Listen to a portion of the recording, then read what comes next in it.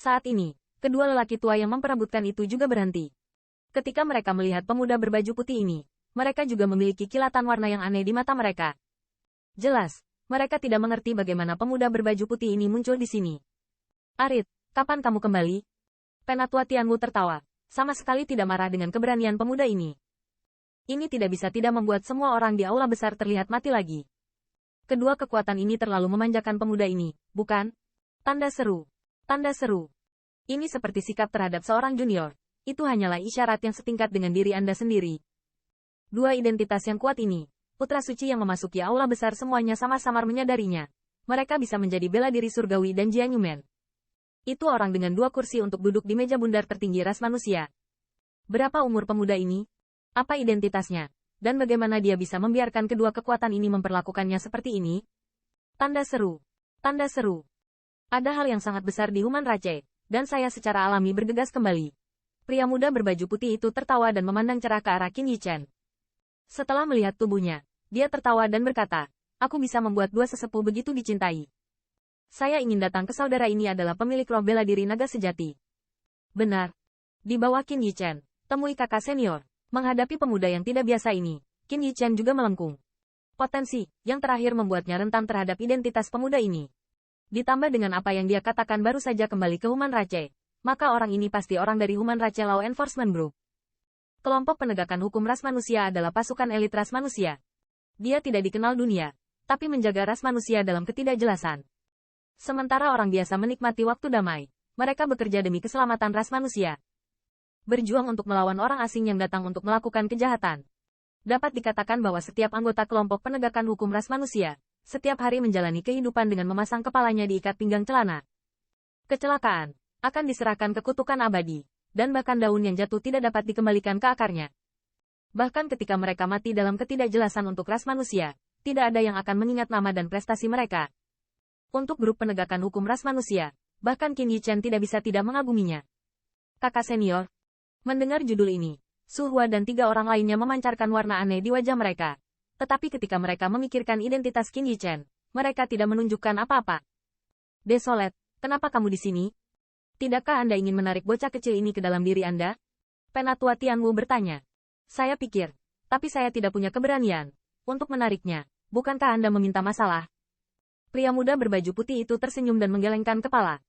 Jika Anda memberitahu orang asing bahwa pemilik roh bela diri naga sejati ada di grup penegakan hukum, itu akan menjadi bencana bagi grup penegak hukum mereka. Saya baru saja turun untuk menyampaikan kabar pemilik rumah, sebut saja ini. Nah, adik laki-laki sudah selesai. Pemuda kemeja putih berhenti, berkata sambil tersenyum. Semua orang di aula besar tampak mengerikan ketika mereka mendengar kata, Tuan. Di mata mereka yang terpilih, setiap orang memiliki kekaguman yang kuat. Yang bisa disebut pemilik rumah oleh pemuda berbaju putih pasti hanya satu orang. Penghuni rumah tanah suci, dewa penjaga ras manusia. Pembangkit tenaga tertinggi ras manusia. Juga karena kehadiran pemilik rumah maka orang asing tidak berani menyerang ras manusia. Apakah kamu melihatnya? Apakah sulit bagi Dao Mansion untuk menjadikannya sebagai murid? Mendengar ini, alis Su Hua dan kedua lelaki tua itu mengerutkan kening. Tetapi bahkan jika mereka tahu ini mungkin, mereka tidak puas. 3 orang mereka. Siapapun yang memasukkan Qin Yichen ke dalam pasukan mereka, akan menyebabkan ketidakpuasan. Tetapi jika menyangkut kualifikasi, maka tidak ada yang lebih memenuhi syarat untuk membimbing Qin Yichen. Di tengah Seng Tianfu, ada puncak gunung yang menonjol. Dinding gunung itu seperti pisau, lurus ke langit, tidak ada jalan di sekelilingnya. Jika ingin mendaki gunung, Anda hanya bisa menginjakan kaki dalam sekali tarikan napas. Di puncak gunung berkabut, 3 siluet duduk di antaranya. Di tengah ketiga siluet tersebut, terdapat seorang lelaki tua dengan kulit pucat dan terpancar dari senja. Dia duduk dengan tenang. Jika bukan karena sedikit fluktuasi di dadanya, itu benar-benar membuat orang bertanya-tanya apakah dia masih hidup. Di sisi kiri dan kanan lelaki tua itu, juga ada 2 lelaki tua yang tidak terlalu muda. Secara kasar, mereka terlihat seperti orang tua biasa. Namun, jika mata Anda buruk, perhatikan lebih dekat dan Anda pasti akan mengetahuinya. Dari yang biasa. Pada lelaki tua di sebelah kiri, tidak ada bau dari True Origin, tetapi ada gelombang halus di sekitarnya, yang merupakan gelombang kekuatan roh. Yang lebih menakjubkan adalah bahwa fluktuasi ini jauh melebihi Master Pil puncak tingkat surga di setiap tanah suci besar. Orang ini pasti seorang Pil Sein. Apalagi itu bukan Pil Sein biasa. Pria tua di sebelah kanan terlihat sedikit lebih muda dari kedua pria tua ini. Dia duduk dengan tenang, tetapi seluruh tubuhnya seperti pedang dingin yang keluar dari sarungnya. Di antara mereka, masih ada suara lolongan harimau yang dalam. Jelas, keahliannya yang mendalam telah dikembangkan ke tingkat yang sangat kuat. Pada saat tertentu, mata ketiga orang tua itu melihat ke arah tertentu pada saat bersamaan. Oh lala! Di depan mereka, awan dan kabut melonjak, bayangan binatang hitam besar terbang keluar darinya, dan mendarat dengan mantap di depan tiga orang itu. Itu adalah burung yang kuat. Burung ini setidaknya adalah puncak yang terhormat, tetapi ketika tiba di sini, ia menamparkan tanah tanpa jejak gerakan, dan tidak diketahui apakah itu karena telah dijinakkan terlalu baik, atau apakah itu untuk menghindari tiga tubuh tua di depannya.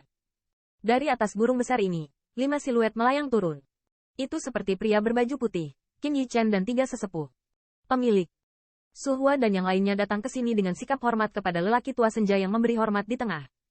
Lelaki tua itu sedikit mengangguk, matanya memandang ke arah Qin Yichen. Junior Qin Yichen, beri hormat kepada Sir Mansion Master. Diawasi oleh mata lelaki tua itu, Qin Yichen merasakan kehangatan seperti cunyang. Dia tahu bahwa lelaki tua di depannya adalah dewa penjaga ras manusia hari ini, pemilik rumah suci. Surga bukanlah kehidupan. Bocah kecil, kemarilah. Pria tua itu membuka mulutnya untuk Qin Yichen, terdengar seolah-olah dia sudah lama tidak berbicara, dengan semacam kekeringan. Saat kata-katanya jatuh, Qin Yichen merasa seolah-olah dia memiliki kekuatan aneh, mendorongnya ke arah lelaki tua itu. Berbicara dengan hukum. Murid Qin Yichen tiba-tiba menyusut, tetapi dia tahu bahwa lelaki tua yang menjaga ras manusia tidak jahat padanya. Saat ini, dia tidak melawan, dan kakinya sedikit bergerak. Dalam beberapa langkah, dia sampai di depan lelaki tua itu. Tentu saja, meski dia menolak, saya khawatir itu tidak akan membantu. Setelah mendekat, Qin Yichen terkejut menemukan bahwa lelaki tua itu memancarkan perasaan kematian yang samar. Dan jelas, batasnya semakin dekat. Melihat perubahan pria tua di depannya, Qin Yichen merasakan kesedihan di hatinya. Bahkan Peak Sage tidak bisa lepas dari pembaptisan selama bertahun-tahun.